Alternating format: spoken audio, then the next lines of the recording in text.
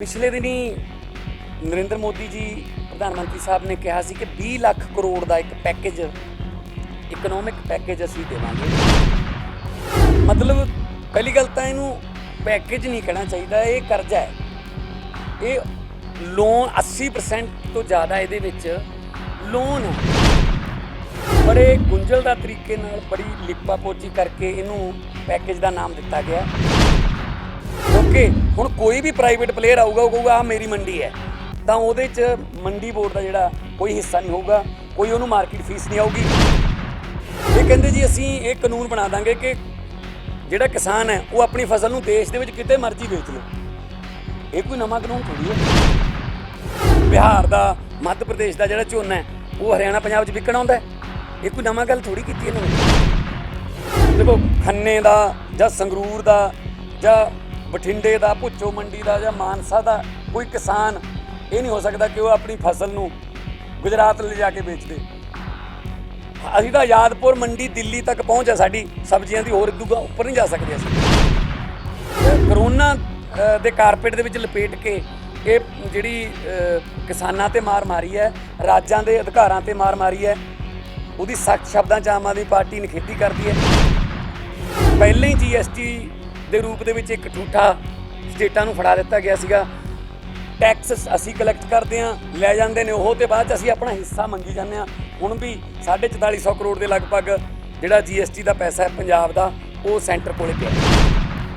ਇਹਨੂੰ ਕਹਿੰਦੇ ਨੇ ਇਹ ਕਿ ਖੇਤੀ 'ਚ ਇਨਵੈਸਟਮੈਂਟ ਨਹੀਂ ਹੈਗੀ, ਇਸ ਕਰਕੇ ਪ੍ਰਾਈਵੇਟ ਪਲੇਅਰ ਇਨਵੈਸਟ ਕਰ ਸਕਦੇ ਨੇ। ਤਾਂ ਮੈਨੂੰ ਕਿਹਾ ਜਾਊਗਾ ਕਿ 21 ਸਾਲ ਦਾ ਜਾਂ 31 ਸਾਲ ਦਾ ਐਗਰੀਮੈਂਟ ਕਰ ਸਾਡੇ ਨਾਲ, ਲੀਜ਼ ਤੇ ਦੇਂਗਾ, ਇੰਨੇ ਲੀਜ਼ ਹੋਊਗੀ, ਸਰਕਾਰ ਨੇ ਇੰਨੀ ਲੀਜ਼ ਤੈਅ ਕੀਤੀ ਹੈ ਤੇ ਇੰਨੇ ਜਿਹੜਾ ਉਹਦੇ 'ਚ ਵਾਧਾ ਹੋਇਆ ਕਰੂ ਹਰ ਸਾਲ, ਤੇ ਉਸ ਤੋਂ ਬਾਅਦ ਇਹ ਜ਼ਮੀਨ ਸਾਡੀ ਹੋਗੀ। ਤੂੰ ਜੇ ਦਿਹਾੜੀ ਕਰਨ ਆਉਣਾ ਤੇ ਇੱਥੇ ਆ ਜਾ ਕਰ, ਨਹੀਂ ਤੇਰਾ ਕੋਈ ਕੰਮ ਨਹੀਂ, ਸਾਨੂੰ ਡਿਸਟਰਬ ਨਾ ਕਰਿਓ।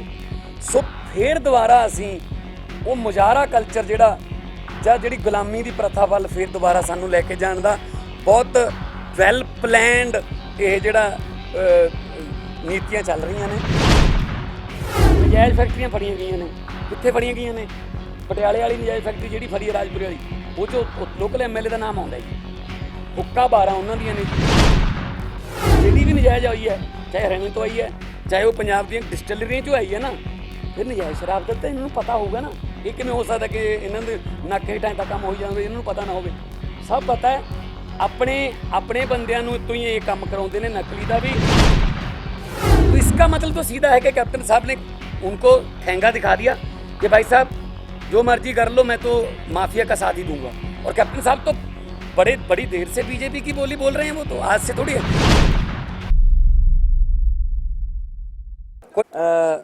सब तो पहला सारे इलैक्ट्रॉनिक मीडिया का, प्रिंट मीडिया का और जिन्हें भी सोशल मीडिया नाल रिलेटेड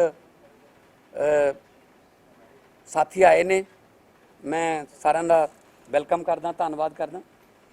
ਤੇ ਜਿਹੜੀ ਕਰੋਨਾ ਮਹਾਮਾਰੀ ਹੈ ਉਹਦੇ ਨਾਲ ਹੁਣ ਤੱਕ ਪੰਜਾਬ ਦੇ ਜਾਂ ਦੇਸ਼ ਦੇ ਆਰਥਿਕ ਢਾਂਚੇ ਤੇ ਕੀ ਅਸਰ ਪਿਆ, ਰਾਜਨੀਤੀ ਕਿਸ ਤਰ੍ਹਾਂ ਦੀ ਹੋਊਗੀ, ਕਿਸ ਤਰ੍ਹਾਂ ਸਾਨੂੰ ਕਰੋਨਾ ਦੇ ਨਾਲ ਰਹਿਣਾ ਸਿੱਖਣਾ ਪਊਗਾ, ਇਸ ਵਿਸ਼ੇ ਤੇ ਬਹੁਤ ਸਾਰੀਆਂ ਡਿਬੇਟਸ ਤੁਹਾਡੇ ਇਹਨਾਂ ਕੈਮਰਿਆਂ ਰਾਹੀਂ, ਇਹਨਾਂ ਮਾਈਕਾਂ ਰਾਹੀਂ ਹੋ ਚੁੱਕੀਆਂ ਨੇ, ਹੁੰਦੀਆਂ ਨੇ, ਹੋ ਰਹੀਆਂ ਨੇ।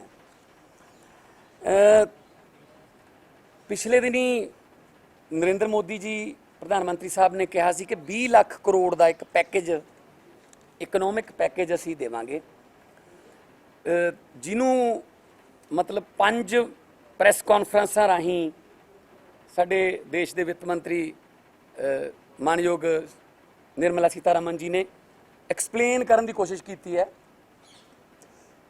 मैं ਉਹਦੇ सिलसिले सब तो पहला बोलना चाहूँगा। मतलब पहली गल तो इनू पैकेज नहीं कहना चाहिए, ये करजा है। ये लोन 80% तो ज़्यादा ये लोन है। सो लोन नू आपां पैकेज किवें कह सकते हैं? तो नंबर 2 ते बड़े गुंझलदार तरीके नाल बड़ी लिपा पोची करके इनू पैकेज का नाम दिता गया। तो जे आप सब तो पहला, क्योंकि पंजाब खेती आधारित सूबा है, मैं जो खेती ते आधारित जो मैं कहना कि डाका मारिया जो राज्यां दे अधिकारां ते, मैं उहदे बारे थोड़ा जिहा मैं आसान शब्दों च बयान करना चाहूँगा। जो मैं भी एक्सपर्टां नाल गल करके जिन्ने भी खेती के माहिर ने ਜਾਂ खेती के अर्थशास्त्री ने उन्होंने गल करके जो मेरे सामने गल आई है, सब तो पहला तो इन्होंने कहा कि असी प्राइवेट मंडियां ਜਿਹੜੀਆਂ ने प्राइवेट प्लेयर ਨੂੰ ਮੰਡੀਆਂ ਬਣਾਉਣ ਦੀ ਇਜਾਜ਼ਤ ਦਿੱਤੀ ਜਾਊਗੀ कि ਹੁਣ ਕੀ ਹੁੰਦਾ कि ਮੰਡੀਕਰਨ बोर्ड ਜਿਹੜਾ ਪੰਜਾਬ ਦਾ ਉਹ ਮੰਡੀਆਂ ਨੂੰ ਨੋਟੀਫਾਈ ਕਰਦਾ कि ਆਹ ਮੰਡੀ ਹੋਊਗੀ। ਕਰੋਨਾ ਚੱਲਦੇ ਹੁਣ ਵੀ ਬਹੁਤ ਸਾਰੇ ਜ਼ਿਲ੍ਹਿਆਂ ਦੇ ਵਿੱਚ ਕਈ ਸ਼ੈਲਰਾਂ ਨੂੰ ਡਾਇਰੈਕਟ ਮੰਡੀਆਂ ਨੋਟੀਫਾਈ ਕੀਤਾ ਗਿਆ ਮੰਡੀ ਬੋਰਡ ਵੱਲੋਂ। ਉੱਥੇ ਜਿੰਨੀ ਵੀ ਫਸਲ ਜਿਹੜੀ ਜਿਣਸ ਆਉਂਦੀ ਹੈ ਉਹਦੇ ਤੇ ਜਿਹੜੀ ਪਰ ਕੁਇੰਟਲ ਜਿਹੜੀ ਮਾਰਕੀਟ ਫੀਸ ਬਣਦੀ ਹੈ ਉਹ ਲਈ ਜਾਂਦੀ ਹੈ, ਕਿਉਂਕਿ ਨੋਟੀਫਾਈਡ ਬਾਈ ਮੰਡੀ ਬੋਰਡ ਹੈ। ਇਹਦਾ ਜਿਹੜਾ 1 ਸਾਲ ਦਾ ਪੈਸਾ ਹੈ, ਜਿਹੜੀ ਮਾਰਕੀਟ ਫੀਸ ਹੈ, ਲਗਭਗ 4000 ਕਰੋੜ ਹੈ ਜੀ, ਜਿਹਦੇ ਚੋਂ 1100 ਤੋਂ 1200 ਕਰੋੜ ਰੁਪਇਆ ਕਣਕ ਦਾ ਹੁੰਦਾ ਹੈ, 1500 ਤੋਂ 1700 ਕਰੋੜ ਦੇ ਵਿੱਚ ਕਿਉਂਕਿ ਝੋਨੇ ਦੀ ਪੈਦਾਵਾਰ ਜ਼ਿਆਦਾ ਹੁੰਦੀ ਹੈ ਪਰ ਏਕੜ ਤੇ ਉਹਦਾ ਹੁੰਦਾ ਹੈ, ਤੇ ਬਾਕੀ ਦੂਜੀਆਂ ਫਸਲਾਂ ਜਿਵੇਂ ਨਰਮਾ ਜਿਹੜੀ ਮਾਲਵਾ ਪੱਟੀ ਹੈ ਜਾਂ ਸਰੋਂ ਜਾਂ ਕੋਈ ਹੋਰ ਜਿਹੜੀਆਂ ਫਸਲਾਂ ਨੇ ਬਦਲਮੀਆਂ ਉਹਨਾਂ ਦਾ ਹੁੰਦਾ। ਸੋ ਸਿੱਧਾ 4000 ਕਰੋੜ ਤੇ ਡਾਕਾ ਵੱਜਿਆ ਜੀ ਪੰਜਾਬ ਦੇ ਮੰਡੀਕਰਨ ਬੋਰਡ ਦੀ ਮਾਰਕੀਟ ਫੀਸ ਤੇ, ਕਿਉਂਕਿ ਹੁਣ ਕੋਈ ਵੀ ਪ੍ਰਾਈਵੇਟ ਪਲੇਅਰ ਆਊਗਾ ਉਹ ਕਹੂਗਾ ਆਹ ਮੇਰੀ ਮੰਡੀ ਹੈ, ਤਾਂ ਉਹਦੇ 'ਚ ਮੰਡੀ ਬੋਰਡ ਦਾ ਜਿਹੜਾ ਕੋਈ ਹਿੱਸਾ ਨਹੀਂ ਹੋਊਗਾ, ਕੋਈ ਉਹਨੂੰ ਮਾਰਕੀਟ ਫੀਸ ਨਹੀਂ ਆਊਗੀ। ਇਹੀ 4000 ਕਰੋੜ ਦੇ ਨਾਲ ਫਿਰ ਰੂਰਲ ਡਿਵੈਲਪਮੈਂਟ ਜਿਹੜੀ ਹੁੰਦੀ ਹੈ, ਜਿਹੜੀਆਂ ਲਿੰਕ ਰੋਡਾਂ ਮੰਡੀ ਬੋਰਡ ਬਣਾਉਂਦਾ ਹੈ, ਉਹ ਸਾਰੀਆਂ ਖਤਮ ਹੋਣਗੀਆਂ। ਜਿਹੜੇ ਹੋਰ ਮੰਡੀ ਬੋਰਡ ਦੁਆਰਾ ਜਿਹੜੇ ਖੇਤਾਂ ਨੂੰ ਖੇਤੀ ਆਧਾਰਿਤ ਜਿਹੜੀਆਂ ਸਬਸਿਡੀਆਂ ਦਿੱਤੀਆਂ ਜਾਂਦੀਆਂ ਉਹ ਸਾਰੀਆਂ ਖਤਮ ਹੋ ਜਾਣਗੀਆਂ। ਪਹਿਲਾਂ ਤਾਂ ਡਾਕਾ ਇਹਨਾਂ ਨੇ ਮਾਰਕੀਟ ਫੀਸ ਤੇ ਮਾਰਿਆ 4000 ਕਰੋੜ ਦਾ, ਸਿੱਧਾ ਪੰਜਾਬ ਦੇ ਜਿਹੜੇ ਮੰਡੀ ਬੋਰਡ ਨੂੰ ਘਾਟਾ ਹੋਊਗਾ ਜੀ। ਨੰਬਰ 2 ਤੇ ਇਹ ਕੀ ਕਰ ਰਹੇ ਨੇ ਹੁਣ, ਇਹ ਕਹਿੰਦੇ ਜੀ ਅਸੀਂ ਇਹ ਕਾਨੂੰਨ ਬਣਾ ਦਾਂਗੇ ਕਿ ਜਿਹੜਾ ਕਿਸਾਨ ਹੈ ਉਹ ਆਪਣੀ ਫਸਲ ਨੂੰ ਦੇਸ਼ ਦੇ ਵਿੱਚ ਕਿਤੇ ਮਰਜ਼ੀ ਵੇਚ ਲੇ। ਇਹ ਕੋਈ ਨਵਾਂ ਕਾਨੂੰਨ ਥੋੜੀ ਹੈ, ਇਹ ਤਾਂ ਜਦੋਂ ਜਨਤਾ ਪਾਰਟੀ ਦੀ ਸਰਕਾਰ ਆਈ ਸੀ 1977 ਚ ਐਮਰਜੈਂਸੀ ਤੋਂ ਬਾਅਦ, ਇਹ ਤਾਂ ਉਹਨਾਂ ਨੇ ਪਹਿਲੇ ਸਾਲ ਹੀ ਲਿਆਂਦਾ ਸੀ, ਇੱਕ ਦੇਸ਼ ਇੱਕ ਮੰਡੀ। ਹੁਣ ਵੀ ਕੋਈ ਰੋਕ ਨਹੀਂ ਹੈਗੀ ਕਿ ਤੁਸੀਂ ਕਿਤੇ ਹੋਰ ਵੇਚ ਕੇ ਨਹੀਂ ਆ ਸਕਦੇ। ਬਿਹਾਰ ਦਾ, ਮੱਧ ਪ੍ਰਦੇਸ਼ ਦਾ ਜਿਹੜਾ ਝੋਨਾ ਹੈ ਉਹ ਹਰਿਆਣਾ ਪੰਜਾਬ 'ਚ ਵਿਕਣ ਆਉਂਦਾ। ਇਹ ਕੋਈ ਨਵਾਂ ਗੱਲ ਥੋੜੀ ਕੀਤੀ ਇਹਨਾਂ ਨੇ। ਪਰ ਇਹਦੇ ਨਾਲ ਕੀ ਹੋਊਗਾ, ਇਹਦੇ ਨਾਲ ਦੇਖੋ ਖੰਨੇ ਦਾ ਜਾਂ ਸੰਗਰੂਰ ਦਾ ਜਾਂ ਬਠਿੰਡੇ ਦਾ, ਭੁੱਚੋ ਮੰਡੀ ਦਾ ਜਾਂ ਮਾਨਸਾ ਦਾ ਕੋਈ ਕਿਸਾਨ ਇਹ ਨਹੀਂ ਹੋ ਸਕਦਾ ਕਿ ਉਹ ਆਪਣੀ ਫਸਲ ਨੂੰ ਗੁਜਰਾਤ ਲਿਜਾ ਕੇ ਵੇਚ ਦੇ। ਅਸੀਂ ਤਾਂ ਆਜ਼ਾਦਪੁਰ ਮੰਡੀ ਦਿੱਲੀ ਤੱਕ ਪਹੁੰਚ ਹੈ ਸਾਡੀ ਸਬਜ਼ੀਆਂ ਦੀ, ਹੋਰ ਇਦੋਂ ਉੱਪਰ ਨਹੀਂ ਜਾ ਸਕਦੇ ਅਸੀਂ। ਇਹ ਤਾਂ ਫਿਰ ਵੱਡੇ ਪਲੇਅਰ ਹੀ ਹੋਣਗੇ ਜਿਹੜੇ ਮਾਲ ਗੱਡੀਆਂ ਭਰ ਕੇ ਕਈ ਲੱਖ ਟਨ ਦਾ ਜਿਹੜੀ ਹੈ ਇੱਥੋਂ ਫਸਲ ਜਿਹੜੀ ਹੈ, ਕਿਉਂਕਿ ਇਹਨਾਂ ਨੇ ਜ਼ਰੂਰੀ ਵਸਤਾਂ ਦਾ ਜਿਹੜਾ ਐਕਟ ਹੈ ਉਹ 'ਚ ਅਮੈਂਡਮੈਂਟ ਕਰਕੇ ਕੋਈ ਵੀ ਜਿਹੜੀ ਹੈ ਉਹਦੇ ਦਾ ਭੰਡਾਰੀ ਕਰਨ ਵਾਸਤੇ ਉਹਨੂੰ ਤੁਸੀਂ ਰੱਖ ਸਕਦੇ ਹੋ, ਜਦੋਂ ਮਰਜ਼ੀ ਵੇਚ ਸਕਦੇ ਹੋ। ਤਾਂ ਇਹਦੇ ਨਾਲ ਇਹ ਪ੍ਰਾਈਵੇਟ ਪਲੇਅਰਾਂ ਨੂੰ ਲੈ ਕੇ ਆ ਰਹੇ ਨੇ ਖੇਤੀ 'ਚ। ਹੁਣ ਆਉਣ ਵਾਲੇ ਦਿਨਾਂ 'ਚ ਅੰਬਾਨੀਆਂ ਅਡਾਨੀਆਂ ਦੇ ਵੱਡੇ ਵੱਡੇ ਜਿਹੜੇ ਗਡਾਊਨ ਨੇ ਉਹਨਾਂ ਦੇ ਉਦਘਾਟਨ ਹੋਣ ਲੱਗ ਗਏ। ਜਿੰਨਾ ਵੀ ਪੈਕੇਜ ਦਿੱਤਾ ਹੈ ਸੋ ਕਾਲਡ ਪੈਕੇਜ, ਉਹਦੇ ਵਿੱਚੋਂ 70% ਇਹੋ ਜਿਹੀਆਂ ਅਨਾਉਂਸਮੈਂਟਾਂ ਨੇ ਜਿਹੜੀਆਂ ਪਾਰਲੀਮੈਂਟ 'ਚੋਂ ਪਾਸ ਹੋਣੀਆਂ ਸੀ। ਇਹਨਾਂ ਨੇ ਜਿਹੜਾ ਕਰੋਨਾ ਦੇ ਕਾਰਪੇਟ ਦੇ ਵਿੱਚ ਲਪੇਟ ਕੇ ਇਹ ਜਿਹੜੀ ਕਿਸਾਨਾਂ ਤੇ ਮਾਰ ਮਾਰੀ ਹੈ, ਰਾਜਾਂ ਦੇ ਅਧਿਕਾਰਾਂ ਤੇ ਮਾਰ ਮਾਰੀ ਹੈ, ਉਹਦੀ ਸਖਤ ਸ਼ਬਦਾਂ 'ਚ ਆਮ ਆਦਮੀ ਪਾਰਟੀ ਨਿਖੇਧੀ ਕਰਦੀ ਹੈ। ਪਹਿਲਾਂ ਹੀ GST ਦੇ ਰੂਪ ਦੇ ਵਿੱਚ ਇੱਕ ਠੂਠਾ ਸਟੇਟਾਂ ਨੂੰ ਫੜਾ ਦਿੱਤਾ ਗਿਆ ਸੀਗਾ। ਟੈਕਸ ਅਸੀਂ ਕਲੈਕਟ ਕਰਦੇ ਹਾਂ, ਲੈ ਜਾਂਦੇ ਨੇ ਉਹ, ਤੇ ਬਾਅਦ 'ਚ ਅਸੀਂ ਆਪਣਾ ਹਿੱਸਾ ਮੰਗੀ ਜਾਂਦੇ ਹਾਂ। ਹੁਣ ਵੀ 4450 ਕਰੋੜ ਦੇ ਲਗਭਗ ਜਿਹੜਾ GST ਦਾ ਪੈਸਾ ਹੈ ਪੰਜਾਬ ਦਾ, ਉਹ ਸੈਂਟਰ ਕੋਲੇ ਪਿਆ। ਉਹ ਮੰਨ ਵੀ ਰਿਹਾ ਸੈਂਟਰ ਕਿ ਹਾਂ ਸਾਡੇ ਕੋਲੇ ਜਿਹੜੇ ਡਿਊਜ਼ ਪਏ ਨੇ GST ਦੇ। ਸੋ ਉਸ ਤੋਂ ਬਾਅਦ ਕੀ ਕਰ ਰਹੇ ਨੇ ਹੁਣ, ਇਹ ਹਰਿਆਣੇ 'ਚ ਤਾਂ ਇਹ ਪ੍ਰੋਜੈਕਟ ਸ਼ੁਰੂ ਕਰਤਾ, ਪੰਜਾਬ ਦੇ ਵਿੱਚ ਵੀ ਆਉਣ ਲੱਗੇ ਨੇ। ਇਹ ਹਜ਼ਾਰ ਏਕੜ ਦੇ 2000 ਏਕੜ ਦੇ ਕਲਸਟਰ ਬਣਾਉਣਗੇ ਜੀ, ਤੇ ਉੱਥੇ ਆਉਣਗੇ ਵੱਡੇ ਪਲੇਅਰ। ਇਹਨੂੰ ਕਹਿੰਦੇ ਨੇ ਇਹ ਕਿ ਖੇਤੀ 'ਚ ਇਨਵੈਸਟਮੈਂਟ ਨਹੀਂ ਹੈਗੀ, ਇਸ ਕਰਕੇ ਪ੍ਰਾਈਵੇਟ ਪਲੇਅਰ ਇਨਵੈਸਟ ਕਰ ਸਕਦੇ ਨੇ। ਕੀ ਹੋਊਗਾ, ਫਰਜ਼ ਕਰ ਲਓ ਕੋਈ 2000 ਏਕੜ ਦਾ ਕਲਸਟਰ ਬਣਿਆ, ਕਿਤੇ 2000 ਏਕੜ ਇਕੱਠੀ ਕੀਤੀ ਹੈ ਤੇ ਮੇਰੇ 15 ਏਕੜ ਜ਼ਮੀਨ ਆ ਉਹ 'ਚ, ਤਾਂ ਮੈਨੂੰ ਕਿਹਾ ਜਾਊਗਾ ਕਿ 21 ਸਾਲ ਦਾ ਜਾਂ 31 ਸਾਲ ਦਾ ਐਗਰੀਮੈਂਟ ਕਰ ਸਾਡੇ ਨਾਲ, ਲੀਜ਼ ਤੇ ਦੇਂਗਾ, ਇੰਨੇ ਲੀਜ਼ ਹੋਊਗੀ, ਸਰਕਾਰ ਨੇ ਇੰਨੀ ਲੀਜ਼ ਤੈਅ ਕੀਤੀ ਹੈ ਤੇ ਇੰਨੇ ਜਿਹੜਾ ਉਹਦੇ 'ਚ ਵਾਧਾ ਹੋਇਆ ਕਰੂ ਹਰ ਸਾਲ, ਤੇ ਉਸ ਤੋਂ ਬਾਅਦ ਇਹ ਜ਼ਮੀਨ ਸਾਡੀ ਹੋਗੀ। ਤੂੰ ਜੇ ਦਿਹਾੜੀ ਕਰਨ ਆਉਣਾ ਤੇ ਇੱਥੇ ਆ ਜਾ ਕਰ, ਨਹੀਂ ਤੇਰਾ ਕੋਈ ਕੰਮ ਨਹੀਂ, ਸਾਨੂੰ ਡਿਸਟਰਬ ਨਾ ਕਰਿਓ।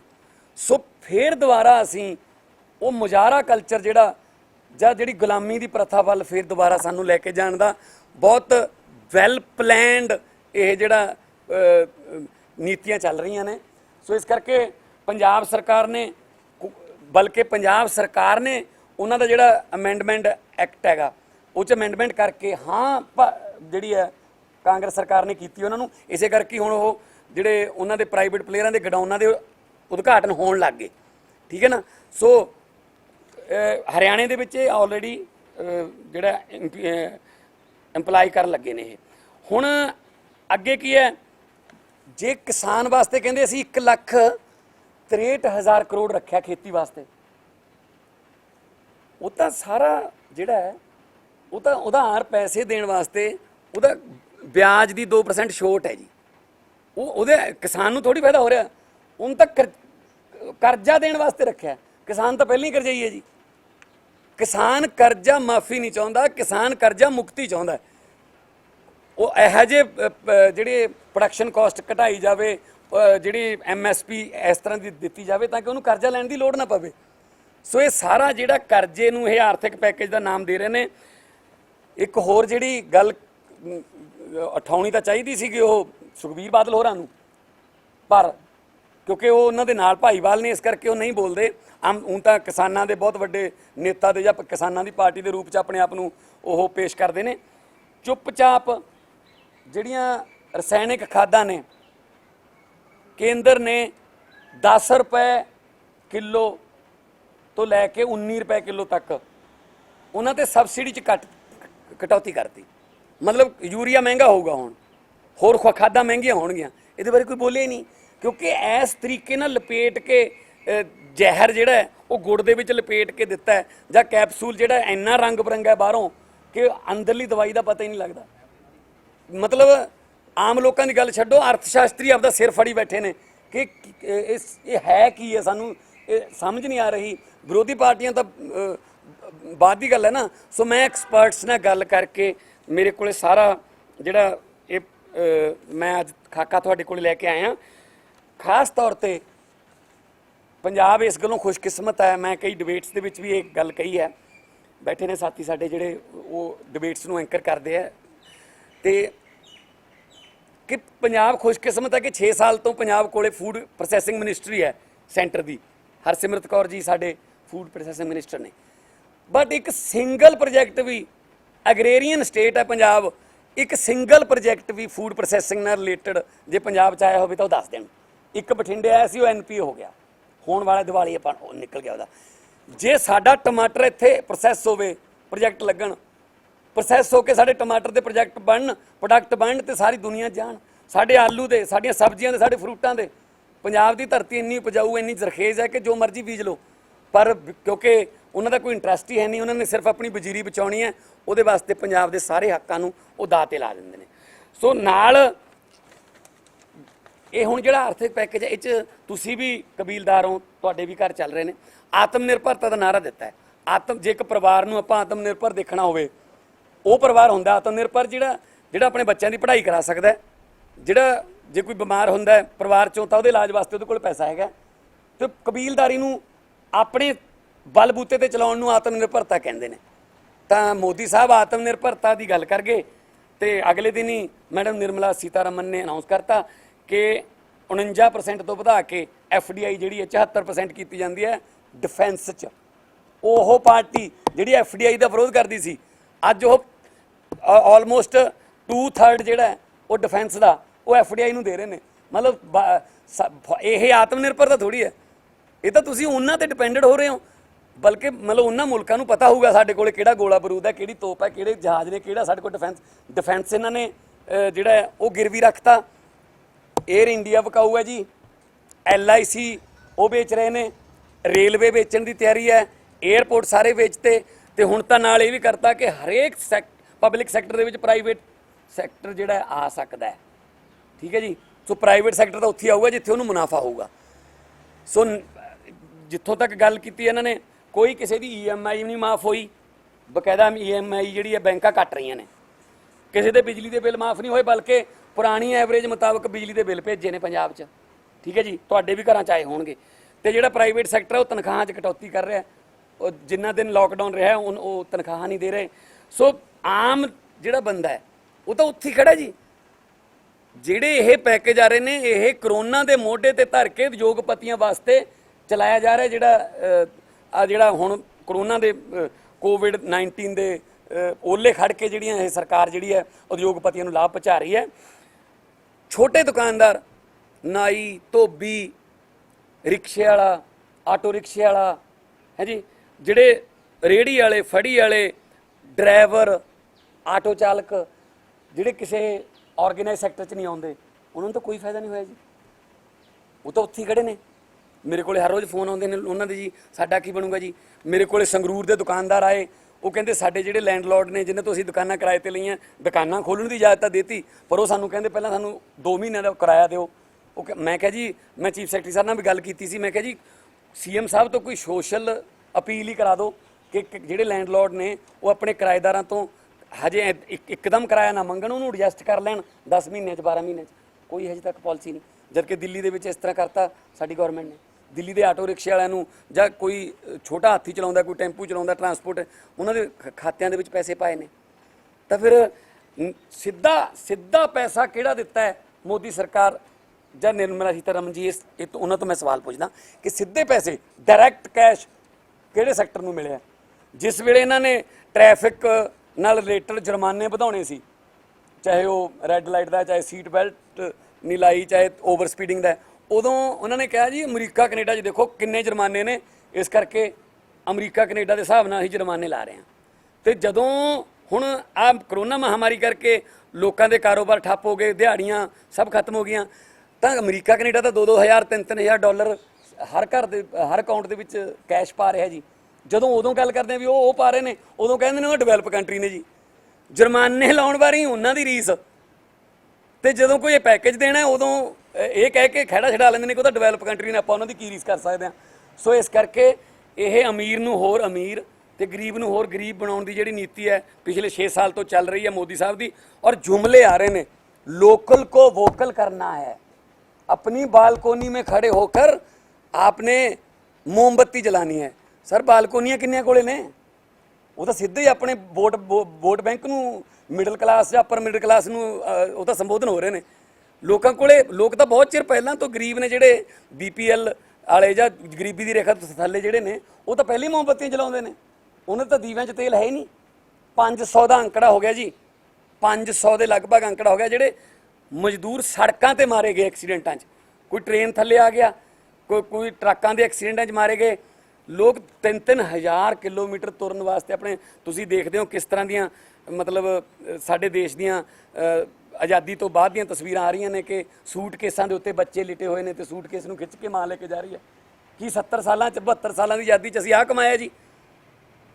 ਤੇ ਇੱਥੇ ਜਿਹੜੇ ਪੰਜਾਬ ਦੀ ਹੈ, ਪੰਜਾਬ ਦੀ ਇਨਕਮ ਜਿਹੜੀ ਹੈ ਉਹ ਜਾਂ ਤਾਂ ਐਕਸਾਈਜ਼ ਤੋਂ ਹੈ ਜਾਂ ਮਾਈਨਿੰਗ ਤੋਂ ਹੈ ਜਾਂ ਰੈਵਨਿਊ ਹੈ, ਜਿਹੜਾ ਆਪਣਾ ਤਹਿਸੀਲਾਂ ਵਾਲਾ, ਉਹ ਤਿੰਨੇ ਜਿਹੜੇ ਸੈਕਟਰ ਨੇ ਉਹ ਇਹਨਾਂ ਨੇ ਫੇਲ ਕਰਤੇ। ਈਵਨ ਇਹਨਾਂ ਦੇ ਆਪਦੇ MLA ਪ੍ਰਗਟ ਸਿੰਘ ਜੀ ਬੋਲ ਰਹੇ ਸੀ ਕਿ ਕੁਛ ਨਾ ਕੁਛ ਤਾਂ ਕਰ ਲਓ, ਕਿਹੜਾ ਮੂੰਹ ਲੈ ਕੇ ਲੋਕਾਂ ਜਾਵਾਂਗੇ।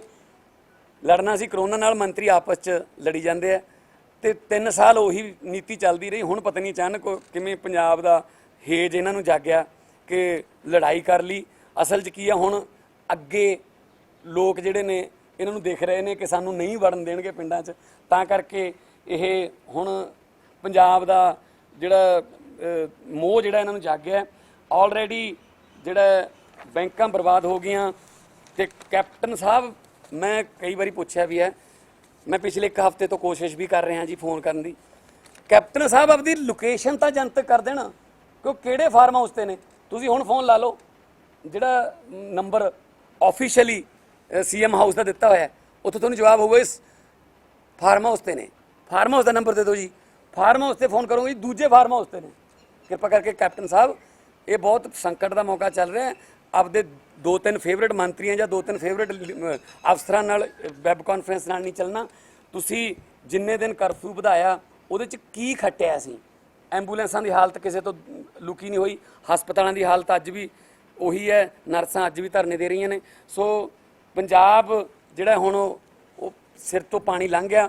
ਮੈਂ ਸਾਰੇ ਪੰਜਾਬੀਆਂ ਨੂੰ ਬੇਨਤੀ ਕਰਨਾ ਚਾਹੂੰਗਾ ਤੁਹਾਡੇ ਜ਼ਰੀਏ ਕਿ ਜੇ ਹੁਣ ਨਾ ਆਪਾਂ ਇਕਮੁੱਠ ਹੋਏ ਜੇ ਹੁਣ ਵੀ ਆਪਾਂ ਇਹ ਕਹਿੰਦੇ ਰਹੇ ਵੀ ਚਲੋ ਇਹਨਾਂ ਨਾਲ ਚੱਲਦੇ ਹਾਂ, ਸਾਡਾ ਪਰਿਵਾਰ ਪਹਿਲਾਂ ਤੋਂ ਇਹਨਾਂ ਨਾਲ ਚੱਲਦਾ ਆ ਰਿਹਾ ਹੈ, ਇੱਧਰ ਚੱਲਦੇ ਹਾਂ ਜੀ ਸਾਡੇ ਕਈ ਕੰਮ ਹੋ ਜਾਣਗੇ, ਜੇ ਆਪਾਂ ਇਸ ਤਰ੍ਹਾਂ ਦੇ ਨਿੱਜੀ ਸਵਾਰਥਾਂ ਪਿੱਛੇ ਅੱਜ ਵੀ ਇਹਨਾਂ ਦੋਨਾਂ ਲੁਟੇਰੀਆਂ ਪਾਰਟੀਆਂ ਦੇ ਪਿੱਛੇ ਲੱਗਦੇ ਰਹੇ ਤਾਂ ਪੰਜਾਬ ਦਾ ਨਕਸ਼ਾ ਦੁਨੀਆ ਦੇ ਨਕਸ਼ੇ ਤੋਂ ਮਿਟਾ ਦੇਣਗੇ। ਕੋਈ ਕੁਦਰਤੀ ਸੋਮਾ ਨਹੀਂ ਛੱਡਿਆ ਲੁੱਟਣ ਵੱਲੋਂ। ਅੱਜ ਉਹੀ ਪੰਜਾਬ ਜਿਹੜਾ ਸਾਰੇ ਮੁਲਕ ਦਾ ਢਿੱਡ ਭਰਦਾ ਹੁੰਦਾ ਸੀ, ਅੱਜ ਉਹ ਪੰਜਾਬ ਜਿਹੜਾ ਉਹ ਭੁੱਖਮਰੀ ਦਾ ਸ਼ਿਕਾਰ ਹੋ ਰਿਹਾ ਹੈ। ਔਰ ਕੇਂਦਰ ਦੀਆਂ ਮਿੰਨਤਾਂ ਕਰੀ ਜਾਂਦੇ ਆ ਕਿ ਸਾਨੂੰ ਕੁਝ ਰਾਹਤ ਦੇ ਦਿਓ ਜੀ, ਸਾਡੇ ਹੀ ਪੈਸੇ ਦੇ ਦਿਓ ਜੀ। ਸੋ ਇਸ ਕਰਕੇ ਇਸ ਤਰਾਸ਼ਦੀ ਤੇ ਅੱਜ ਮੈਂ ਤੁਹਾਡੇ ਨਾਲ ਗੱਲ ਕਰਨ ਆਇਆ। ਜੇ ਕਿਸੇ ਦਾ ਕੋਈ ਸਵਾਲ ਹੈ ਤਾਂ ਮੈਂ ਵੈਲਕਮ ਕਰੂੰਗਾ। ਕੋਈ ਸਵਾਲ ਪੁੱਛਣਾ ਚਾਹੁੰਦਾ?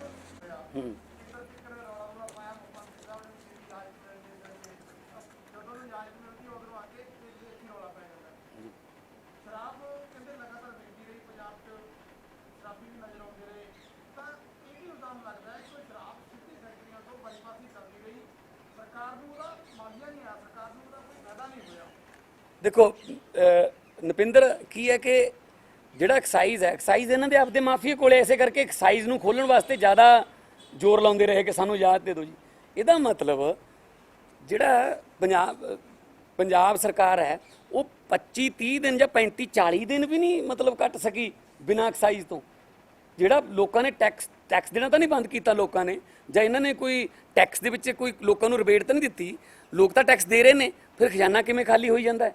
ਕਿਉਂਕਿ ਜਿਸ ਤਰ੍ਹਾਂ ਪ੍ਰਗਟ ਸਿੰਘ ਕਹਿ ਰਹੇ ਸੀ ਪਰਸੋਂ ਆਪਣੀ ਪ੍ਰੈਸ ਕਾਨਫਰੰਸ 'ਚ ਕਿ ਉਹ ਮਾਫੀਆ ਤਾਂ ਇਹਨਾਂ ਕੋਲੇ ਆ ਸਾਰਾ। ਰੇਤ ਵਾਲਾ ਵੀ, ਰੇਤਾ ਵੀ ਨਹੀਂ ਬੰਦ ਹੋਇਆ ਰਾਤ ਨੂੰ, ਰੇਤੇ ਦੀਆਂ ਗੱਡੀਆਂ ਵੀ ਚੱਲਦੀਆਂ ਰਹੀਆਂ ਨੇ। ਜਿਹੜਾ ਮਾਫੀਆ ਤਾਂ ਸਾਰਾ ਰੈਵਨਿਊ ਵਾਲਾ ਇਹਨਾਂ ਕੋਲੇ ਹੈ।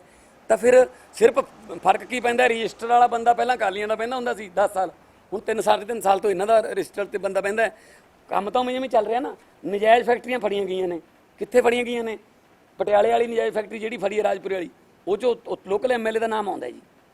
ਹੁੱਕਾ 12 ਉਹਨਾਂ ਦੀਆਂ ਨੇ ਜੀ। ਹੈ ਜੀ, ਜਿਹੜੀ ਵੀ ਨਜਾਇਜ਼ ਆਈ ਹੈ, ਚਾਹੇ ਹਰਿਆਣੇ ਤੋਂ ਆਈ ਹੈ, ਚਾਹੇ ਉਹ ਪੰਜਾਬ ਦੀਆਂ ਡਿਸਟਿਲਰੀਆਂ 'ਚੋਂ ਆਈ ਹੈ ਨਾ, ਫਿਰ ਨਜਾਇਜ਼ ਸ਼ਰਾਬ ਦਾ ਤਾਂ ਇਹਨਾਂ ਨੂੰ ਪਤਾ ਹੋਊਗਾ ਨਾ। ਇਹ ਕਿਵੇਂ ਹੋ ਸਕਦਾ ਕਿ ਇਹਨਾਂ ਦੇ ਨੱਕ ਹੇਠਾਂ ਦਾ ਕੰਮ ਹੋਈ ਜਾਵੇ, ਇਹਨਾਂ ਨੂੰ ਪਤਾ ਨਾ ਹੋਵੇ? ਸਭ ਪਤਾ ਹੈ। ਆਪਣੇ ਬੰਦਿਆਂ ਨੂੰ ਤੋਂ ਹੀ ਇਹ ਕੰਮ ਕਰਾਉਂਦੇ ਨੇ, ਨਕਲੀ ਦਾ ਵੀ। ਆਪਣੇ ਬੰਦਿਆਂ ਤੋਂ ਜਿਹੜੇ ਨੇ ਪਿਛਲੇ ਹੁਣ 3600 ਕਰੋੜ ਦਾ ਘਾਟਾ ਹੋਇਆ ਜੀ। ਕਾਰਪੋਰੇਸ਼ਨ ਬਣਾਉਣ ਦੀ ਗੱਲ ਪਹਿਲੇ ਸਾਲ ਚੱਲੀ ਸੀ, ਨਹੀਂ ਬਣਾਈ ਤਾਂ ਹੁਣ ਸਾਲ ਦੇ ਵਿੱਚ ਕੀ ਕਰ ਲੈਣਗੇ? ਸੋ ਕੈਪਟਨ ਸਾਹਿਬ ਅਜੇ ਵੀ ਅਫਸਰਾਂ ਦਾ ਸਾਥ ਦੇ ਰਹੇ ਨੇ। ਕੈਪਟਨ ਸਾਹਿਬ ਨੇ ਕੱਲ੍ਹ ਜਿਹੜੀ ਕੈਬਨਿਟ ਦੀ ਕੋਈ ਸਾਥੀ ਬੁਲਾਏ ਸੀ, ਆਪਦੇ ਫੇਵਰੇਟ ਬੁਲਾ ਕੇ ਉਹਦੇ ਵਿੱਚ ਫੇਰ ਕਰਨ ਅਵਤਾਰ ਹੋਰੀ ਬੈਠੇ ਸੀ। ਸੋ ਚੰਨੀ ਹੋਰਾਂ ਦਾ ਰੌਲਾ ਜਾਂ ਮਨਪ੍ਰੀਤ ਬਾਦਲ ਹੋਰਾਂ ਦਾ ਜਿਹੜਾ ਰੌਲਾ ਹੈ, ਮੈਨੂੰ ਨਹੀਂ ਲੱਗਦਾ ਕਿ ਉਹ ਕਿਸੇ ਮੁਕਾਮ ਤੇ ਪਹੁੰਚੂਗਾ। ਹੈ ਜੀ, ਹਾਂ।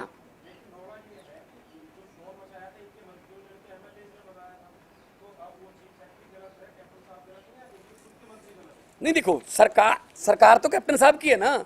सरकार करण अवतार की थोड़ी है ना। वो तो सिलेक्टेड हैं, हम इलेक्टेड हैं। लोगों को तो फेस हमने करना है ना। वादे किए थे घर घर नौकरी के, वादे किए थे कर्जा माफ, पूरा कर्जा, प्राइवेट सेक्टर का भी और पब्लिक सेक्टर का भी। वादे किए थे स्मार्टफोन के, वादे किए थे 5-5 मरले के प्लाट के। क्या कौन सा वादा पूरा हुआ है? सो इस मतलब ये खजाना मंत्री पंजाब का सिर्फ ये बताने के लिए बनता है कि खजाना खाली है। 3.5 साल में अगर इनसे खजाना पूरा नहीं हुआ तो अब कैसे करेंगे 1 साल में? देखो, एक्साइज पॉलिसी जो है, जो नहीं बनाई, उसके लिए कैप्टन साहब खुद जिम्मेदार हैं। कैप्टन साहब के पास वो मंत्री भी हैं, एक्साइज मिनिस्ट्री भी उनके पास है, और करण अवतार एक्साइज एंड टैक्सेशन उनके पास है। तो अगर मनप्रीत बादल और चरणजीत चन्नी ये कह रहे हैं कि अगर करण अवतार जी ऐसी पॉलिसियां बनाएंगे तो कैबिनेट बुलाने का क्या फ़ायदा, हमसे तो सिर्फ साइन करवाते हैं। इसका मतलब समथिंग इज़ वेरी सीरियस। और पंजाब के कुदरती सोमे, जो चाहे वो सैंड है, चाहे वो ट्रांसपोर्ट है, ऑलरेडी वो मतलब माफिया के हाथ में चले गए हैं। कैप्टन सरकार को इसका क्लीन चिट कैसे दे दी उन्होंने?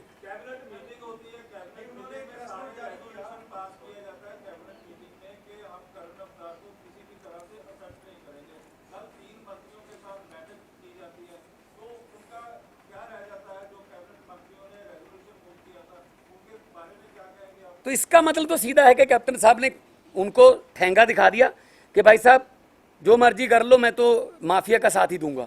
और कैप्टन साहब तो बड़े बड़ी देर से बीजेपी की बोली बोल रहे हैं वो, तो आज से थोड़ी है।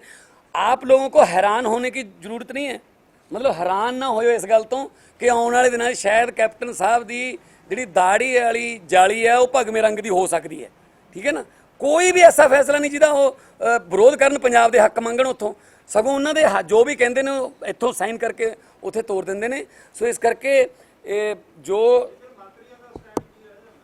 मंत्री जीरो करते जी, ये मंत्री दसन हुण कि तुसी कैबिनेट मिनिस्ट्री ने तुहाडे कोले फाइनांस मिनिस्टर की गल नहीं मन्नी जा रही। फाइनांस मिनिस्टर कह रहा जी मैनूं तुसी कहा सी इन्ने करोड़ आऊगा साइन कर दो, मैनूं तां घाटा पै गया जी, मैं लोगों को जवाब देना है। सो इस करके इत्थों ये सिद्ध होंदा कि कैप्टन साहब लोकतांत्रिक तरीके नाल नहीं, उही राजाशाही जिहड़ी है ना, हुक्म दे के सुनना नहीं किसी का, सिर्फ इधरले पासे बोलना, इको वन वे जिहड़ा ऑर्डर ने वो चल रहे हैं।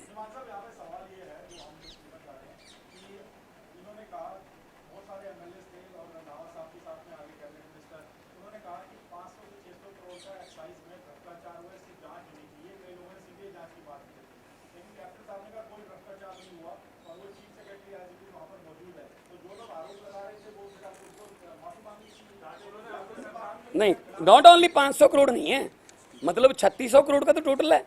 3600, प्रताप सिंह बाजवा कह रहे हैं 3600 करोड़, उनके अपने मिनिस्टर हैं, राज्यसभा के मेंबर हैं, प्रधान रहे हैं पहले। तो इसका मतलब जो कठपुतली बन गए हैं सब जो मिनिस्टर हैं, अगर उनकी नहीं चलती या तो वो इस्तीफ़ा दे दें, या फिर लोगों के सामने सब कुछ जनतक करें कि हाँ जी हमसे गलती हो गई, हमने वादा आपसे कुछ और किया था। कैप्टन अभी तक दीवारों पर लिखा हुआ है चाहता है पंजाब कैप्टन की सरकार, अब वहाँ क्या लिखेंगे कि पछताउंदा है पंजाब कैप्टन की सरकार। मैं पब्लिक के सामने आके उनको बताना चाहिए क्या हो रहा है कि हमारी नहीं चलती भाई, हम तो नाम के ही मंत्री हैं, या फिर उनका कोई अंडरस्टैंडिंग हो गई है कि आप चुप कर जाओ। इंद्रिश चन्नी साहब कह रहे हैं कि मुझे धमकी दी गई है कि आप पर केस डाल दिए जाएंगे। वो तो बताएं कौन से केस डाल दिए जाएंगे, बता तो देना कि कौन से केस मेरे पे डाल दिए जाएंगे, झूठे पर्चे हैं सच्चे हैं। तो मतलब ये है किसी ना किसी की हर एक की फाइल पड़ी है, इस हमाम में सब नंगे हैं। वो जब भी कोई थोड़ा बहुत रिवोल्ट करता है फाइल दिखा देते हैं, भाई साहब आपकी फाइल पड़ी है, तो वो चुप कर जाता है। ये ऐसे पंजाब थोड़ी चलेगा। तो 2022 में हम आके इसकी पूरी ना पूरी जांच करेंगे, कैसे पंजाब के कुदरती जो सोमे हैं उनको लूटा गया, कैसे पंजाब के लोगों के खून पसीने की कमाई को, टैक्सी कमाई को लूटा गया। हम तो जांच करेंगे। अच्छा होगा अगर कैप्टन साहब खुद ही करवा लें। मसला है कि 2022 आम आदमी पार्टी का मुकाबला कैप्टन अमरिंदर सिंह की गवाही वाली भाजपा के नाल होएगा।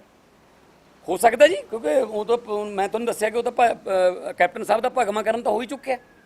दसो किहड़ा फैसला जिहड़ा सेंटर चाहुंदा होवे ते पंजाब लागू ना करदा होवे। इस्तीफा देने का कल्चर है नहीं जी कांग्रेस च। कहते बड़ी मुश्किल नाल 10 साल बाद लाल बत्ती मिली है, वो तो इत्थे कहता सीगा असीं नहीं लाल बत्ती लाउंदे, कहते बड़ी मुश्किल नाल मिली है।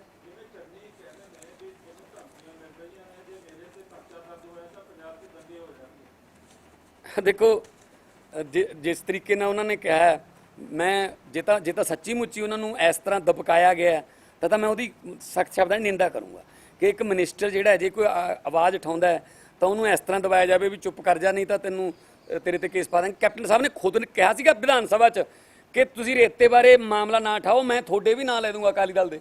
क्यों नहीं लै रहे फिर जे ना पता जी? ਇਹਦਾ मतलब तुसीं भी चोर हो तो सानू चोरी करन तो हटाओ ना। सो ये इस नीति ते पंजाब चल रहा है। सुखबीर सिंह बादल पता नहीं कित्थे ने, विरोधी धिर जिहड़ी है आम आदमी पार्टी वालों असीं तां चाहे सड़कों ते चाहे विधान सभा चाहे पार्लीमेंट च जिथे भी पंजाब के हकों की गल करनी पऊगी असीं करांगे। इन्हां तो कोई उम्मीद नहीं। हुण तां जो अज पंजाब की हालात ने, मतलब जे किसी नाल भी गल कर लीए तां इस तरह का उदास पंजाब ते इस तरह का कंगाल पंजाब कभी नहीं देखा गया। हाँ जी, क्लस्टर बनाओ। हाँ नहीं बनाते किहड़े आ? जिन्ने PSU बनाए सीगे 47 तो लैके जिन्ने PSU बनाए सी अज की डेट 'च विकाऊ ने सारे। भेल भी बेचती। क्लस्टर नहीं 2-2000 एकड़ ते वो पता कि रिलायंस एग्रो आऊगी ना, बड़े पद्धर ते खेती करनगे, छोटा मारिया जाऊगा। ठीक है ना, छोटा दुकानदार, छोटा आड़तीया, छोटा शैलर वाला, पल्लेदार है जी, जिन्नी भी लेबर है, किसान छोटा, सब मारे जाणगे जी ਜਦੋਂ 2 ਸਾਲਾਂ ਦੇ ਵਿੱਚ ਉਹਨਾਂ ਦਾ ਕੰਪੀਟੀਟਰ ਹੀ ਨਾ ਕੋਈ ਰਿਹਾ। ਉਹ ਤੋਂ ਬਾਅਦ ਉਹ ਮਨਮਾਨੀਆਂ ਕਰਨਗੇ, ਪਹਿਲਾਂ ਵੀ ਇਹੀ ਕਰਦੇ ਆਉਂਦੇ ਨੇ ਉਹ। ਸੋ ਇਸ ਕਰਕੇ ਮੈਨੂੰ ਇਹ ਲੱਗਦਾ ਕਿ ਇਸ ਮਹਾਮਾਰੀ ਦੇ ਵਿੱਚੋਂ ਵੀ ਉਦਯੋਗਪਤੀ ਜਿਹੜੇ ਨੇ ਉਹ ਫਾਇਦਾ ਦੇਖ ਰਹੇ ਨੇ ਤੇ ਸਰਕਾਰ ਉਹਨਾਂ ਦੀ ਹੈਲਪ ਕਰ ਰਹੀ ਹੈ। ਨਹੀਂ ਪੀਐਸਯੂ ਥੋੜੀ ਹੈ ਕਲਸਟਰ ਭਾਈ। 5000 ਏਕੜ ਅਕਵਾਇਰ ਕਰ ਲਈ, ਖੇਤੀ ਕਰਨੀ ਹੈ, ਵਿੱਚ ਮੇਰੀ ਆਉਂਦੀ ਹੈ 15 ਕਿੱਲੇ, ਤੁਹਾਡੀ ਆਉਂਦੀ ਹੈ 20 ਕਿੱਲੇ। ਤੁਸੀਂ ਅਲੱਗ ਤਾਂ ਖੇਤੀ ਕਰ ਨਹੀਂ ਸਕਦੇ ਹੁਣ, ਜਦੋਂ ਆਲੇ ਦੁਆਲੇ ਤੁਹਾਡੇ ਕੁਝ ਹੋਇਆ ਹੀ ਨਹੀਂ। ਖੇਤੀ ਲਈ ਕਰ ਰਹੇ ਲੀਜ਼ ਤੇ ਲੈਣਗੇ ਨਾ ਜੀ। ਮਤਲਬ ਪੰਜਾਬ ਦੇ ਵਿੱਚ ਹੁਣ ਤੁਸੀਂ ਅੱਧਾ ਪੰਜਾਬ ਅੰਬਾਨੀਆਂ ਕੋਲੇ ਹੋ ਜੂ, ਅੱਧਾ ਅੰਡਾਨੀਆਂ ਕੋਲੇ।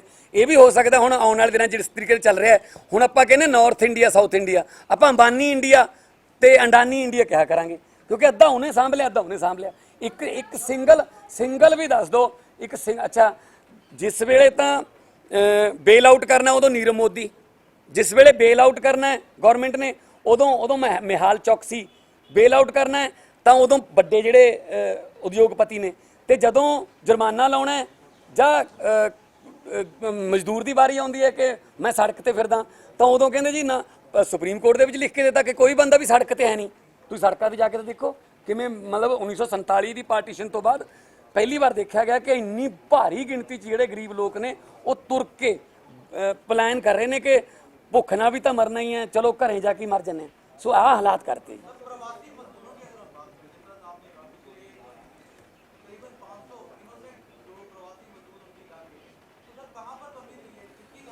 सर 4 घंटे के मतलब 4 घंटे के टाइम में लॉकडाउन कर दिया। 8 बजे बोला कि 12 बजे से लॉकडाउन। मोदी साहब को ये बहुत शॉर्ट नोटिस पे काम करने आते हैं। ऐसे जीएसटी की थी रात को 12 बजे, ऐसे नोट बदले थे, नोटबंदी की थी। अब 4 घंटे के टाइम पीरियड में लॉकडाउन कर दिया तो लोगों में हफड़ा तफड़ी मच गई। मोदी जी वाराणसी जाके कहते हैं महाभारत का युद्ध 18 दिन में लड़ा गया था, 18 दिन में जीत लिया गया था। कोरोना के युद्ध को 21 दिन लगेंगे। अब कितने दिन हो गए सर? हर 15 दिन बाद आ जाते हैं, 15 दिन और 15 दिन और। अब लोगों को खोल दिया, जब कोरोना के केस भी बढ़ रहे हैं, अब लोगों को, अब ट्रेनें भी चला दी, अब दुकानें भी खुल रही हैं, अब खोल दिया। जबकि अगर 4-5 दिन दे देते कि 4-5 दिन के बाद लॉकडाउन होगा, आप अगर किसी ने कुछ ज़रूरी भी जाना है, चाहे वो श्रद्धालु थे हजूर साहब वाले, चाहे वो प्रवासी मजदूर थे, आज भी कमैनों के ड्राइवर वहाँ पे फंसे हुए हैं, आज भी विदेशों में लाशें रुल रही हैं, लाशें। मेरे पास 10 लाशों का मैंने वो दिया हुआ है वहाँ पे कागजात विदेश मंत्रालय में। 2 मलेशिया में हैं, एक टोरंटो में है, 2 सऊदी अरब और कतर में हैं। मतलब वहाँ पे जो मॉर्चरी है वो भी फुल हो गई। मुझे आज एक बहुत ही मतलब स्टनिंग न्यूज़ उन्होंने दी। एक लड़का है रामपुरा फूल के पास, उसका गांव है, उसकी डेथ हो गई थी मलेशिया में। उन्होंने, उसके हॉस्पिटल ने कहा है कि 1 हफ्ते के अंदर अंदर अगर आपकी एम्बेसी इस डेड बॉडी को ले जाएगी तो ठीक है, वरना हम समुद्र में इनको मतलब फेंक देंगे। मतलब ये हालात में हम भारतीयों को छोड़ रखा है, ठीक है ना।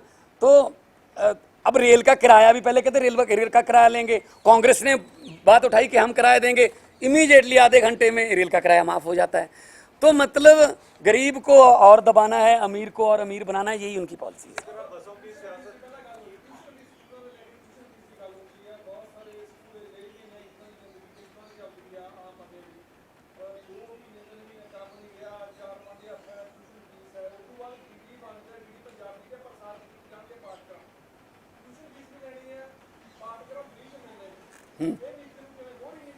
देखो पहली गल तो जो रिजर्व फंड होंगे स्कूलों का 1.5 लाख करोड़ के लगभग पे है जी, वो जारी कर देन तो प्राइवेट जो स्कूल ने अपने टीचर की तनख्वाह दे देंगे, ठीक है ना। तो दिल्ली के भी तो इदा ही किया ना, दिल्ली के ऑनलाइन क्लासा चलदियाँ ने, ठीक है ना, बड़े अच्छे तरीके वैल मैनेज। पर दिल्ली के एजुकेशन तो हैल्थ से 5 साल पहला जो काम होया वो करके दिल्ली अच्छा कर रहा है, क्योंकि ऑलरेडी हॉस्पिटल तो स्कूलों से काम हो रहा है। उस विषय पर असी इलैक्शन लड़ी है 2020 की, तो जिते भी हाँ। पहला इतने हस्पतालों के स्कूलों की कोई गल ही नहीं हुई ना, तो इमीडिएटली हम हस्पताल के स्कूलों एक दिन किमें ठीक कर लेंगे। ਜਿਹੜੀਆਂ ਐਂਬੂਲੈਂਸਾਂ ਚੋਂ ਤਾਂ मतलब इदा झाड़ू लग रहा है, एंबूलेंस मरीज बैठने तो मना कर रहा है, ਮੈਨੂੰ ਤਾਂ ਇਹ ਡਰ ਹੈ ਕਿ ਤੇ ਐਂਬੂਲੈਂਸਾਂ ਰੇਤ ਮਾਫੀਆ ਨੂੰ ਦੇ ਰੱਖੀਆਂ ਹੁਣ ਵੀ ਰਾਤ ਨੂੰ ਇਹਨਾਂ 'ਚ ਰੇਤਾ ਢੋਲਿਆ ਕਰੋ, ਜਿੰਨਾ ਉਹਦੇ 'ਚੋਂ ਰੇਤਾ ਨਿਕਲ ਰਿਹਾ, ਜਿੰਨਾ ਉਹਨਾਂ 'ਚ ਐਂ ਤਾਂ ਲੱਗਦਾ ਭਾਰਤ ਪਾ ਕੇ ਆਈਆਂ ਹੋਣ ਯਾਰ, ਠੀਕ ਹੈ ਨਾ।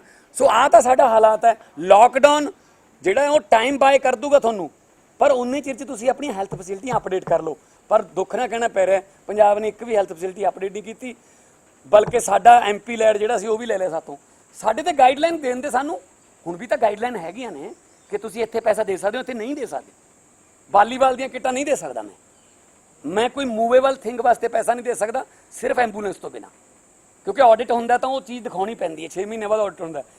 ਸਾਨੂੰ ਗਾਈਡਲਾਈਨ ਦੇਣ ਦੇ ਕਿ ਸਿਰਫ ਤੇ ਸਿਰਫ PPE ਕਿੱਟਾਂ ਖਰੀਦੀਆਂ ਜਾ ਸਕਦੀਆਂ ਨੇ, ਸਿਰਫ ਤੁਸੀਂ ਵੈਂਟੀਲੇਟਰ ਜਾਂ ਫਿਰ ਆਕਸੀਜਨ ਸਿਲੰਡਰ ਜਾਂ ਫਿਰ ਕਰੋਨਾ ਨਾਲ ਰਿਲੇਟਡ ਹੋਰ ਜਿਹੜੇ ਇਕਵਿਪਮੈਂਟ ਹੈ ਮੈਡੀਕਲ ਉਹ ਖਰੀਦ ਸਕਦੇ ਹੋ ਬਸ। ਤਾਂ ਅਸੀਂ ਆਪ ਖਰੀਦਦੇ ਨਾ। ਅੱਜ ਧਨੌਲੇ ਦਾ ਕੋਈ ਹਸਪਤਾਲ ਮੈਥੋਂ ਕੋਈ ਮਸ਼ੀਨ ਮੰਗਦਾ ਹੈ ਪੋਰਟੇਬਲ ਐਕਸਰੇ ਦੀ, ਤਾਂ ਮੈਂ ਇਮੀਡੀਏਟਲੀ ਚੈੱਕ ਕਰ ਸਕਦਾ ਨਾ ਸੰਗਰੂਰ ਤੋਂ, ਤੇ ਉਹਨੂੰ ਅਗਲੇ ਦਿਨ 2 ਦਿਨਾਂ ਬਾਅਦ ਉਹਨੂੰ ਮਸ਼ੀਨ ਮਿਲ ਜੂਗੀ। ਹੁਣ ਮੈਂ ਕਿੱਥੋਂ ਲਿਆਉਂਗਾ ਉਹਨੂੰ ਮਸ਼ੀਨ? ਪਹਿਲਾਂ ਮੈਂ ਡਾਕਟਰ ਹਰਸ਼ਵਰਧਨ ਕੋਲ ਜਾਊਂਗਾ। ਹਰ ਗੱਲ ਵਾਸਤੇ ਇਹਨਾਂ ਨੇ ਸਟੇਟਾਂ ਨੂੰ ਹੱਥ 'ਚ ਠੂਠੇ ਫੜਾ ਕੇ ਮੰਗ ਤੇ ਬਣਾਤਾ। ਸਟੇਟਾਂ ਦੀ ਸੰਗੀ ਘੁੱਟੀ ਗਈ ਹੈ ਔਰ ਇਹ ਪਹਿਲਾਂ ਤੋਂ ਇਹਨਾਂ ਦਾ ਸੀਗਾ ਇਹ ਪਲਾਨ, ਤੇ ਹੁਣ ਕਰੋਨਾ ਦੀ ਆੜ ਹੇਠ ਇਹ ਸਾਰਾ ਜਿਹੜਾ ਡਿਜ਼ਾਸਟਰ ਮੈਨੇਜਮੈਂਟ ਦੀ ਆੜ ਹੇਠ ਹੁਣ ਸਭ ਕੁਝ ਕਰ ਹਾਂ।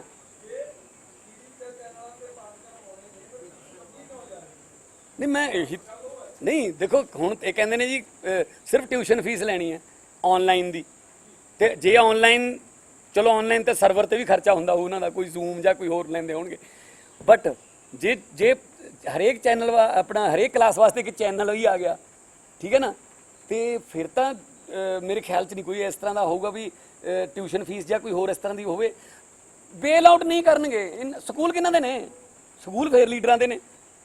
ਸਕੂਲ ਤੁਸੀਂ ਪ੍ਰਾਈਵੇਟ ਸਕੂਲਾਂ ਚਲੇ ਜਾਓ, ਸਰਕਾਰੀ ਸਕੂਲ ਕਿਉਂ ਫੇਲ ਕੀਤੇ? ਤਾਂ ਕਿ ਪ੍ਰਾਈਵੇਟ ਸੈਕਟਰ ਨੂੰ ਮਿਲ ਜੇ, ਕਸਟਮਰ ਮਿਲ ਜੇ। ਸਰਕਾਰੀ ਹਸਪਤਾਲ ਕਿਉਂ ਫੇਲ ਕੀਤੇ? ਤਾਂ ਕਿ 5 ਸਟਾਰ ਹਸਪੀਟਲ ਜਿਹੜੇ ਖੁੱਲੇ ਨੇ ਉਹਨਾਂ ਨੂੰ ਕਸਟਮਰ ਮਿਲ ਜਾਣ, ਮਾਰਕੀਟਿੰਗ ਮਿਲ ਜੇ। ਸੋ ਇਸ ਕਰਕੇ ਇਹ ਸਭ ਕੁਝ ਰਾਜਨੀਤੀ ਤੇ ਜਿਹੜੇ ਬਿਊਰੋਕ੍ਰੇਸੀ ਮਿਲੇ ਹੋਏ ਨੇ ਸਾਰੇ ਪੰਜਾਬ ਦੇ ਵਿੱਚ। ਤਾਂ ਮੇਰੇ ਖਿਆਲ 'ਚ ਇਦੋਂ ਵੱਡੀ ਉਦਾਹਰਨ ਨਹੀਂ ਹੋ ਸਕਦੀ ਕਿ ਚੀਫ ਸੈਕਟਰੀ ਨੂੰ ਅਟੈਂਡ ਜਿਹੜੀ ਮੀਟਿੰਗ ਉਹ ਅਟੈਂਡ ਕਰੂਗਾ, ਅਸੀਂ ਉੱਥੇ ਨਹੀਂ ਜਾਵਾਂਗੇ। ਕੈਬਨਿਟ ਮਿਨਿਸਟਰ ਕਹਿ ਰਹੇ ਨੇ ਤਾਂ किसको? हाँ हाँ हाँ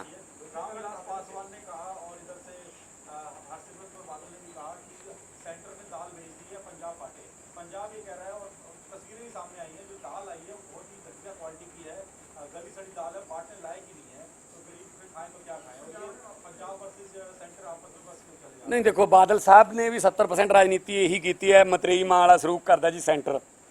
पर 2014 ਤੋਂ 2017 ਤੱਕ ਤਾਂ ਮਾਂ ਮਤਰੇਈ ਨਹੀਂ ਸੀ ਨਾ, ਉਹ ਤਾਂ ਚਾਚਾ ਸਕਾ ਹੀ ਸੀ ਨਾ ਉੱਥੇ ਮੋਦੀ। ਉਦੋਂ ਕੀ ਕਰ ਲਿਆ? ਕਿਹੜੇ ਪ੍ਰੋਜੈਕਟ ਆ ਗਏ? 2014 ਤੋਂ 2017 ਤੱਕ ਇੱਥੇ ਵੀ ਇਹੀ ਸੀਗੇ, ਉੱਪਰ ਵੀ ਇਹੀ ਸੀ। ਤੇ ਹੁਣ फूड प्रोसेसिंग में कौन सा प्रोजेक्ट आया है? हरसिमरत कौर बता दे। और दाल अगर ऐसी आई क्वालिटी की जो मतलब जिसको पशु भी नहीं खाते, ऐसा बोला गया है, तो मतलब ये तो मतलब गरीबों के साथ एक किस्म का बहुत ही मजाक है, जख्मों पर नमक डालने वाली बात है। और मैं हर डिबेट में भी ये पूछता था, जब कोई अकाली दल का भी कोई बैठा होता था, आमतौर पे डॉक्टर दलजीत चीमा या चंदू मायरा होते थे, वो पूछते कि 1 करोड़ 40 लाख लोगों के लिए जो राशन आया था वो कहाँ है? मैंने कहा जी वो बिल्कुल वहीं वो ट्रक खड़े हैं जहाँ सुखबीर बादल वाले ट्रक जो जब मोदी को प्रधानमंत्री बनाना था तो नोटों के ट्रक नहीं आने थे, जिस चुंगी पर वो खड़े हैं उसी चुंगी पर वो खड़े हैं। जुमले हैं, जुमले सुना रहे हैं बस। तो अगर ऐसा है तो रामविलास पासवान जी क्लियर करें कि ये दाल है, वो खुद खा के दिखा देना। सिंगापुर के प्रधानमंत्री ने जब पानी जीरो वाटर बोलते हैं उसको, सिंगापुर के प्रधानमंत्री ने खुद पी के दिखाया था कि ये पानी पीने लायक है। तो ऐसा कोई एग्जाम्पल सेट करे ना।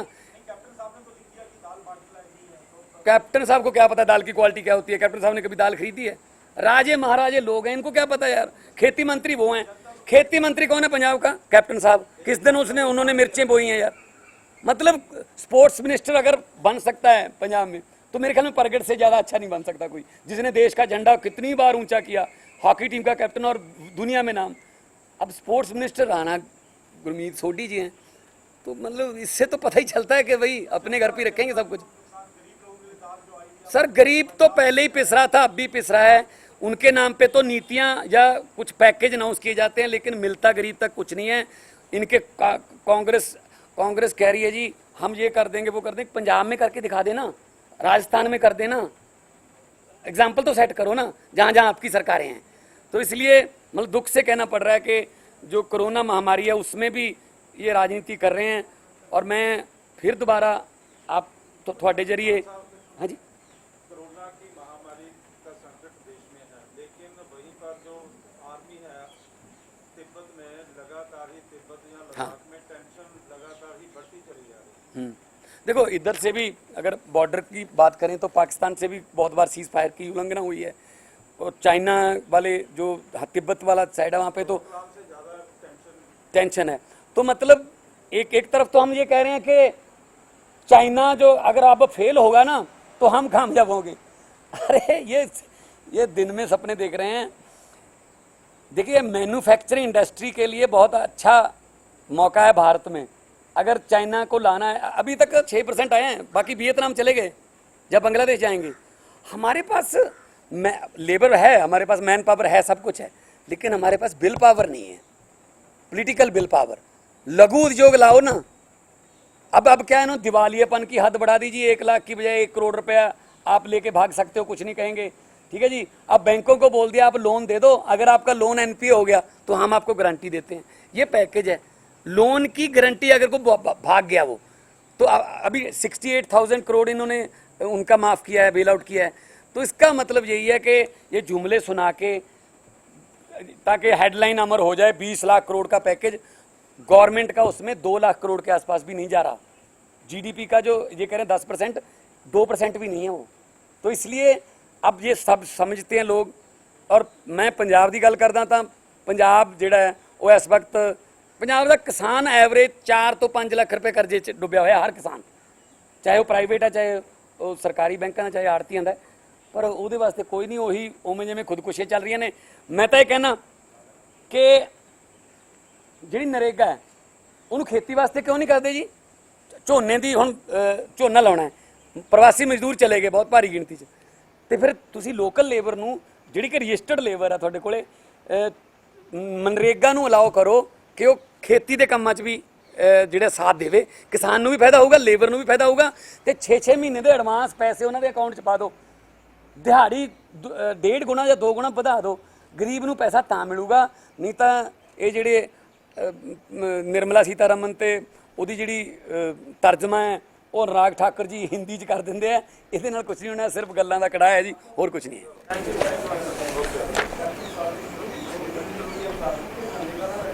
कदों नहीं चिट्ठी कल लिखी है ना चिट्ठी,